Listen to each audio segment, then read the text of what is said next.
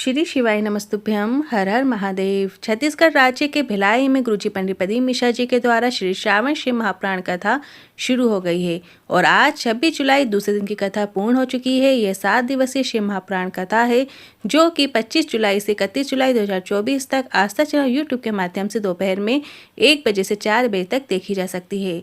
आज के इस वीडियो में हम आपको 27 जुलाई सावन शनिवार के विशेष उपाय की जानकारी आपको देने वाले हैं। साथ ही गुरुजी ने सावन शिवरात्रि में कब और कितने बजे पूजन कराएंगे और पूजन और अभिषेक की लिस्ट की जानकारी भी आपको इसी वीडियो के माध्यम से प्राप्त होगी।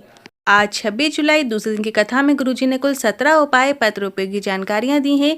सभी की जानकारी आपको इसी वीडियो के माध्यम से प्राप्त होने वाली है। किसी कारणवश यदि आपने आज की कथा नहीं सुन पाए हैं तो पूरी कथा का रास्ता तो आपको इस छोटे से वीडियो से प्राप्त होने वाला है। तो बढ़ते हैं आज की कथा की पहली जानकारी की ओर। अगर आपका विश्वास प्रबल नहीं है, भरोसा प्रबल नहीं है तो शिव महापुराण कथा में जाने से कोई मतलब नहीं है। सबसे पहले शिव के प्रति दृढ़ विश्वास रखिए। बढ़ते हैं आज की कथा की दूसरी जानकारी की ओर। किसान धान बोने से पहले जमीन में क्यारी बनाकर खेत में पानी भर देता है ताकि जमीन नरम हो जाए। ऐसे में फसल तैयार होती है। नरम जमीन से बीज अंकुरित होता है और बड़ा होता है और जैसे नरम जमीन होने पर बीज अंकुरित होता है वैसे ही आप अपने अंदर नम्रता लेकर आ जाओ और तुम्हारे मुख से श्री शिवाय नमस्तुभ्यम निकले और तुम्हारा कल्याण हो जाए। सभी गुणों में सर्वश्रेष्ठ गुण होता है नम्रता का गुण। नम्रता का गुण ऐसा होता है जिससे हम परमात्मा को अपने पास ला सकते हैं, रूठे हुए को भी अपने पास ला सकते हैं।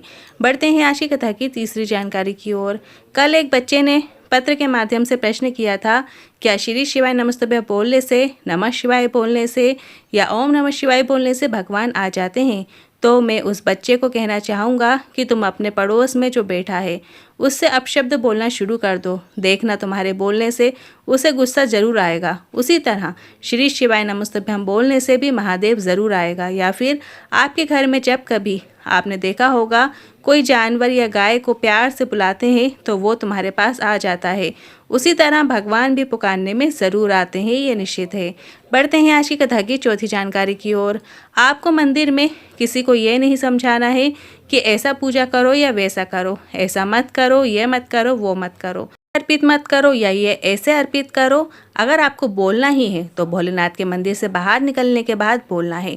महादेव के सामने आपको बोलने की आवश्यकता नहीं है, इस बात का आपको ध्यान रखना है। बढ़ते हैं आज की कथा की पांचवी जानकारी की ओर। अभी सावन सोमवार में कई लोगों ने एक टाइम फलाहार किया होगा और एक टाइम भोजन किया होगा और कई ने दोनों टाइम फलाहार किया होगा और कई ने एक टाइम भोजन और एक टाइम कुछ नहीं किया होगा। किसी ने एक टाइम फलाहार और एक टाइम कुछ नहीं किया, किसी ने सिर्फ दूध पीकर रहे, किसी ने सिर्फ फल खाकर रहे। अब ऐसे में शंकर भगवान से पूछा जाए कि तुम किसकी पहले सुनोगे, किसकी मुक्ति दोगे, तो इस पर महादेव माता पार्वती के संवाद कहता है कि अगर व्रत वाले दिन अगर आपने किसी का दिल नहीं दुखाया हो तो भले ही उपवास रखा हो या ना रखा हो, पर महादेव आप पर प्रसन्न हो जाते हैं। बढ़ते हैं आज की कथा की छठवीं जानकारी की ओर। घर के सारे बर्तन आप बर्तन वाली से मंजाओ, मना नहीं है, पर 3 के बर्तन हमेशा हमें मांजने चाहिए। पहला पिता के बर्तन हमें खुद मांजना चाहिए, दूसरा पति के बर्तन मांजना चाहिए और तीसरा परमात्मा के, मतलब मंदिर में जो आप भोग लगाते हैं, जो छोटी छोटी कटोरी में आप प्रसादी चढ़ाते हो, उसके जो बर्तन हैं छोटे छोटे, वो आपको स्वयं को ही मांजना चाहिए। बढ़ते हैं आज की कथा की 7वीं जानकारी की ओर। धागे को लपेट के रखो और अपनी जुबान को संभाल कर रखो ताकि आप कुछ ऐसा ना बोल दो जिसका असर किसी को जीवन भर के लिए हो जाए। बढ़ते हैं आज की कथा की 8वीं जानकारी की ओर। ज्योति चंद्र जी पत्र लेकर आई। शादी के 11 साल हो गए थे पर संतान सुख नहीं हुआ।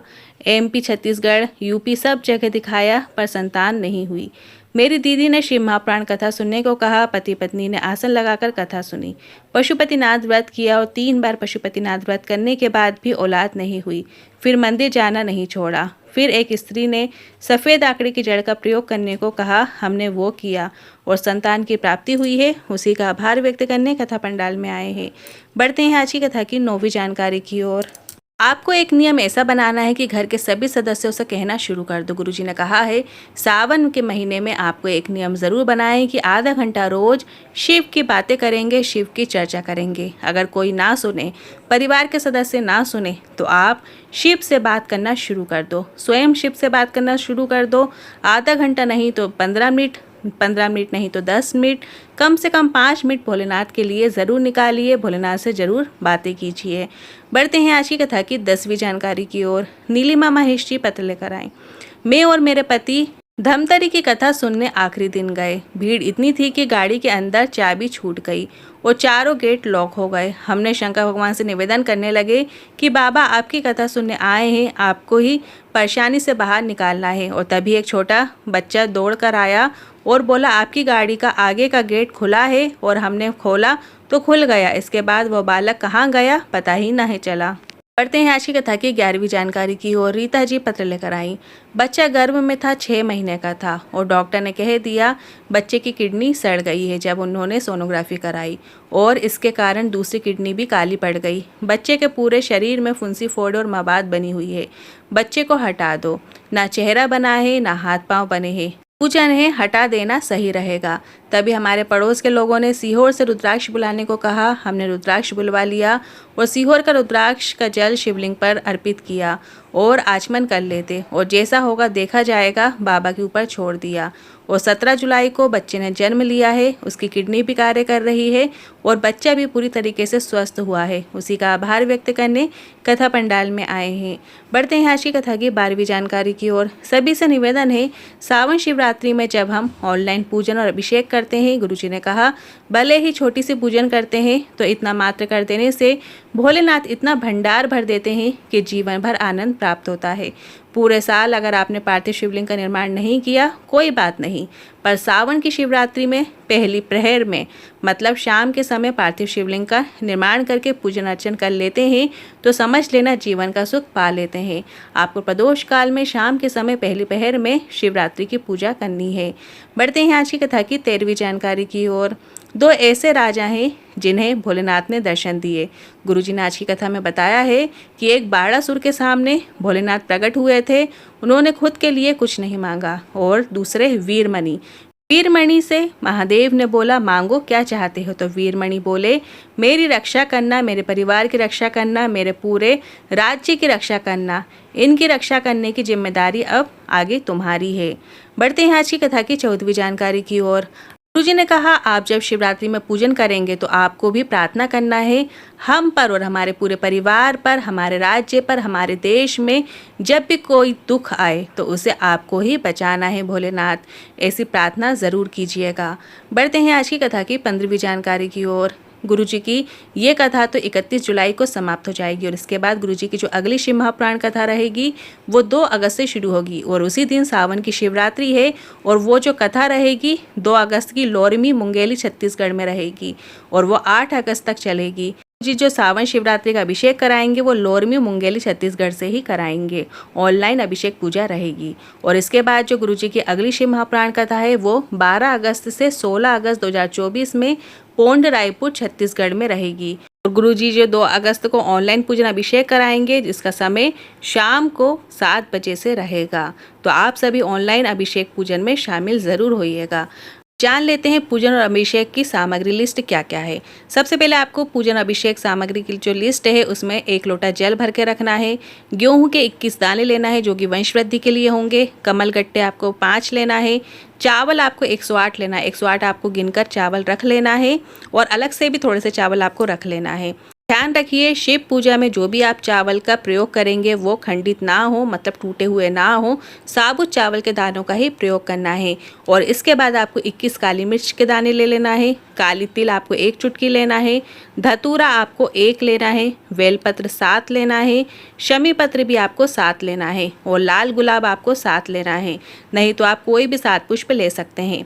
गोल सुपारी आपको 3 लेना है जो कि एक गणेश जी की बनेगी, एक गोरा जी बनेंगे और एक संकल्प लोगे। और जनेऊ का 2 जोड़ा लेना है। देसी घी के 2 दीपक लेना है।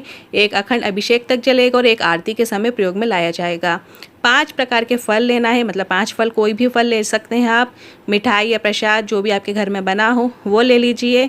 इत्र लेना है। अष्टगन चंदन या पीला चंदन लेना है। मोली कलेवा मतलब जो नाड़े अपन हाथ में बांधते हैं वो आपको मोली ले लेना है।